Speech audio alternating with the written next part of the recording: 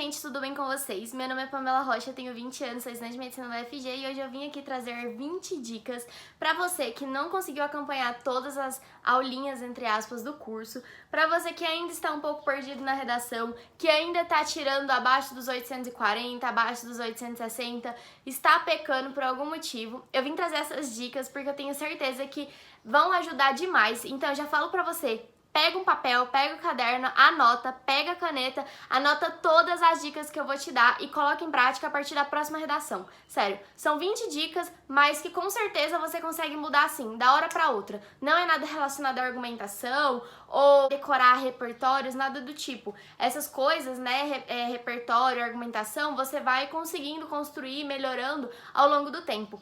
Essas dicas que eu vim dar pra vocês aqui hoje são dicas que, se vocês colocarem em prática hoje, vocês já vão ter um aumento da nota com certeza, porque são coisas rápidas de serem feitas e são coisas assim que evita a gente perder a nota por bobeira, né? Então, antes de tudo, dá o like no vídeo porque me ajuda demais, e se você gostar ao final do vídeo, compartilha ele com algum amigo, porque isso ajuda a divulgar o meu trabalho, ajuda a divulgar o canal, ajuda o canal a crescer, enfim. E me perdoem pelo meu cabelo, eu sei que ele tá meio estranho, eu dividi ele no meio, mas é porque neste exato momento eu estou com uma máscara, eu estava fazendo uma hidratação no meu cabelo, por isso que ele tá meio molhado assim, ó. Só que se eu fosse esperar pra lavar o cabelo, enxaguar, condicionar, secar, trocar de roupa, aí iria demorar demais pra gravar o vídeo. Então, eu pensei, já que eu estou com a máscara no cabelo, por que não já ir gravando o vídeo, né? Vai ficar um pouquinho mais feinho, mas eu otimizo o tempo. E eu tô aqui. Antes de tudo, quero cumprimentar vocês, então, estudantes de todo o Brasil, olá!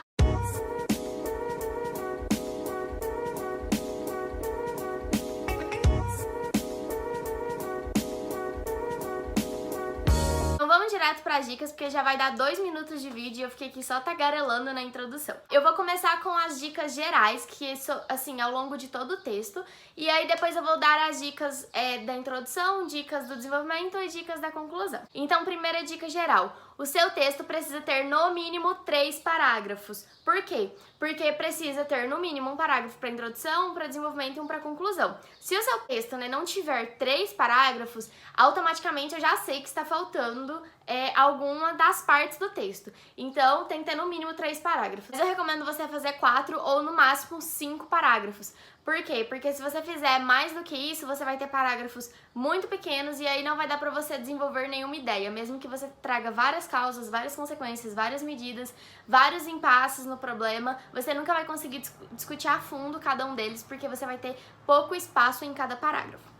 A segunda dica que eu vim trazer pra vocês é relacionada também a isso, cada parágrafo tem que ter pelo menos 3 períodos. Por quê? O seu parágrafo, ele funciona como se fosse uma mini redação. Então, da mesma forma que a redação tem introdução, desenvolvimento e conclusão, o seu parágrafo também precisa ter introdução do parágrafo, desenvolvimento do parágrafo e conclusão do parágrafo, seja ele qual parte do texto for. Terceira dica, inicie todos os parágrafos, exceto o primeiro, né, que é o da introdução, com conectores. Então, inicie o seu D1 com conector, inicie o seu D2 com conector e inicie a sua conclusão com conector. Isso ajuda a dar coesão no texto, ajuda também a dar progressão no texto, progressão de ideias.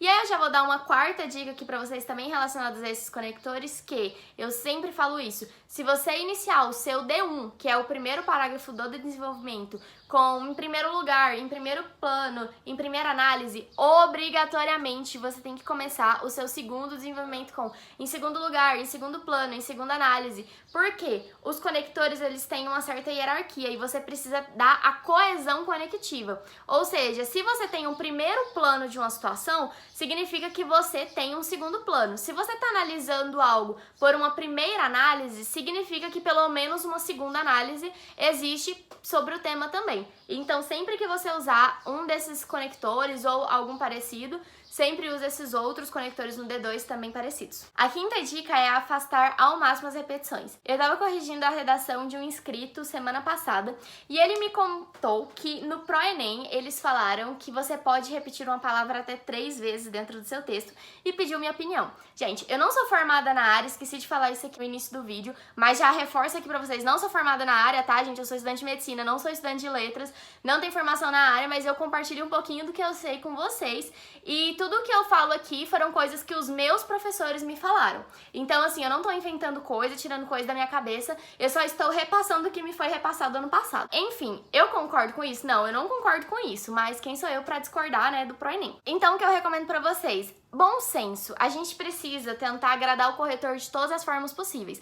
Então, não vá repetir 3 vezes a mesma palavra, pensando que o corretor, ele é um corretor do ProEnem e ele tem isso, sabe? Porque tem corretor que só de você repetir 2 vezes a palavra, ele já fica, assim, sabe, meio agoniado, já fica com um mal olhado da sua redação. Dependendo da palavra, é inevitável, né? A gente precisa repetir.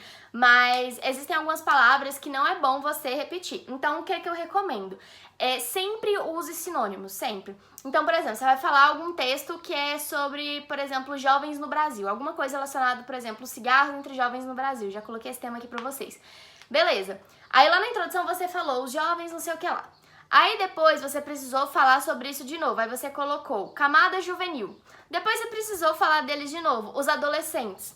Essa faixa etária, essa faixa populacional, essa camada populacional, né? Essa parcela social. Pamela, já reclamei de todas as formas possíveis e preciso escrever de novo e agora não tenho mais sinônimos para usar. Então, o que é que eu te recomendo?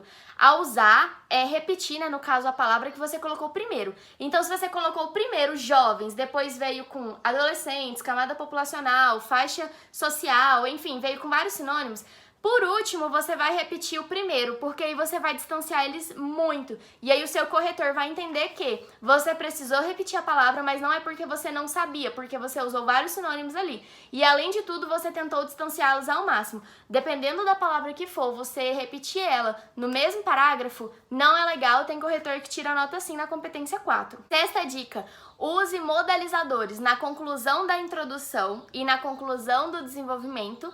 E use modalizador também na introdução da conclusão. Então, no caso, seria no último período, né, da introdução e dos desenvolvimentos e no primeiro período da conclusão. E eu vou dar um exemplo para vocês. Na conclusão da introdução, eu sempre uso deve fazer tal coisa, preciso fazer tal coisa, é necessário fazer tal coisa para me posicionar. Então, aqui, por exemplo, por esse motivo, na busca de soluções para o percalço, é necessário discutir os benefícios.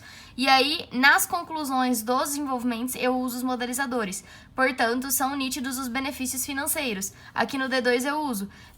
Portanto, fica evidente que os benefícios sociais. E eu inicio a minha conclusão também usando o modalizador. Diante disso, fica claro. Eu sempre gosto de usar fica claro, torna-se nítido, é inquestionável, é evidente, para poder me posicionar e marcar a minha argumentação. Sétima dica. Sempre coloque vírgula depois que você iniciar um parágrafo com conector. Então, você vai começar o seu D1. Você vai colocar, em primeiro lugar, vírgula. Em primeira análise, vírgula. De início, vírgula. Sempre use isso. Eu não sei explicar o certo porquê dessa vírgula. Eu não sei se é porque o conector está deslocado, acredito que pode ser por isso, ou se é porque vai ser uma oração isolada. Não sei explicar realmente gramaticalmente por que essa vírgula está ali, mas os meus corretores, os meus professores me falaram, me deram essa dica. E, enfim, gente, eu tirei 200 na competência 1, então acho que os corretores não tiraram nota minha por causa disso não, porque eu usei 3 vezes, né, vírgula depois dos conectores. Acho que eles teriam tirado minha nota na competência 1 se isso fosse erro. Eu acho que, na verdade, isso tá mais certo do que errado. Eu não sei se é uma vírgula optativa. Mas, enfim, use vírgula sempre que iniciar um parágrafo com conector. Oitava dica. Sempre que você for colocar alguma sigla, coloque ela depois de escrever por extenso. Então, não coloque a OMS entre parênteses, Organização Mundial de Saúde. Escreva a Organização Mundial de Saúde, entre parênteses, OMS, porque o meu professor disse que na norma culta essa é a forma correta de se escrever. Nona dica. Como eu recomendei para vocês fazerem 4 parágrafos, você vai ter 2 parágrafos de desenvolvimento. E aí o que eu recomendo a vocês? Colocar sempre o D1 relacionado com o núcleo 1 da argumentação e o D2 sempre relacionado ao núcleo 2 da argumentação. Isso vai ficar mais claro quando eu for falar sobre os núcleos aqui na introdução, que é uma das próximas dicas aí. Eu vou dar um exemplo para vocês também. Esse tema, por exemplo, fala sobre a preservação da saúde e aqui na introdução eu coloco deve-se ampliar esse direito baseando-se na expansão e no investimento das medicinas curativa e preventiva. Repara que eu falei primeiro da curativa e depois da preventiva. Ou seja, no meu D1 eu abordei sobre a curativa, que apareceu primeiro na introdução, e o meu D2 eu abordei sobre a medicina preventiva, que eu abordei depois na minha introdução. O que aparece primeiro vem primeiro no texto. 10ª dica, sempre escreva até o final da linha e comece a escrever também bem rente à margem, porque se você der um recuo muito grande, vão acontecer duas coisas. Primeira coisa, seu texto vai ficar parecendo um poema e não uma dissertação argumentativa. E segunda coisa, é porque o corretor pode entender que você tá dando um recuo grande, porque você não tem muito o que escrever, tá enchendo linguiça, e além de corrigir a sua redação com maus olhos, ele pode até tirar nota sua na questão da estrutura do texto, né, na competência 2. 11ª dica, não coloca repertório no último período do seu desenvolvimento, ou seja, na conclusão do seu desenvolvimento. Por quê? O repertório, ele tem a função de sustentar a nossa argumentação, dando maior poder a ele. É tipo assim, eu concordo com essa opinião aqui e o Drauzio Varela concorda comigo, porque ele escreveu algo parecido com o que eu disse. Então é basicamente isso. Se você coloca um repertório na conclusão do seu desenvolvimento, ou seja, no último período do seu desenvolvimento, ele não vai ter função ali na frase, sabe? Ele vai sustentar o quê? Sendo que a função da conclusão é literalmente concluir o que você disse, é sintetizar tudo o que você disse, dar uma finalidade para o que você disse. Não faz sentido e, além de tudo, você gasta espaço e o corretor muito dificilmente vai considerar o repertório que está na conclusão do seu desenvolvimento. Coloque ele sempre no desenvolvimento do desenvolvimento, que é o meio do parágrafo do desenvolvimento, sabe? Bem o miolinho mesmo do parágrafo. A próxima dica é: não escreva em primeira pessoa. Primeiramente, não escreva em hipótese alguma em primeira pessoa do singular, eu. Então, eu acredito nisso, eu penso aquilo, não escreva de forma alguma. Ah, Pamela, pode usar a primeira pessoa do plural, que no caso seria o nós, né? Por exemplo, nós moramos em um país em que a cultura, não sei o que lá. Gente, eu não vou falar que pode, mas assim, o que acontece? É que nem eu falei pra vocês, é uma questão de bom senso. Existem redações nota 1000 que usam verbos na primeira pessoa do plural? Existem, mas é a regra? Não, é a exceção. A maioria esmagadora não usa. Então a gente não vai ficar arriscando, né? Provavelmente o texto da pessoa foi excelente e o corretor falou, uma coisa assim tão pequena, não vou tirar nota da pessoa por causa disso, né?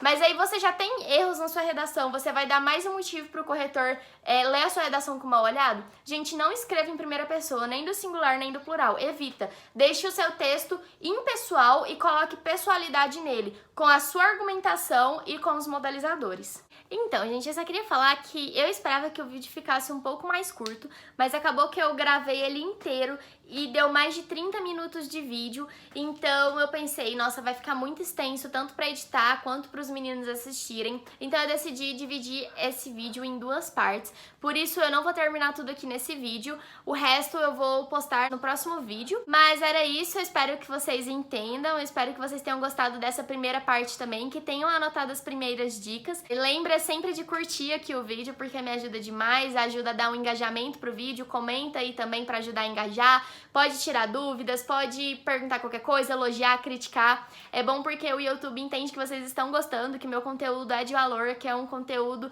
que agrega e ele recomenda para mais pessoas. E isso faz com que o canal cresça mais rápido, tá bom? Espero que vocês tenham gostado. Um beijo e tchau!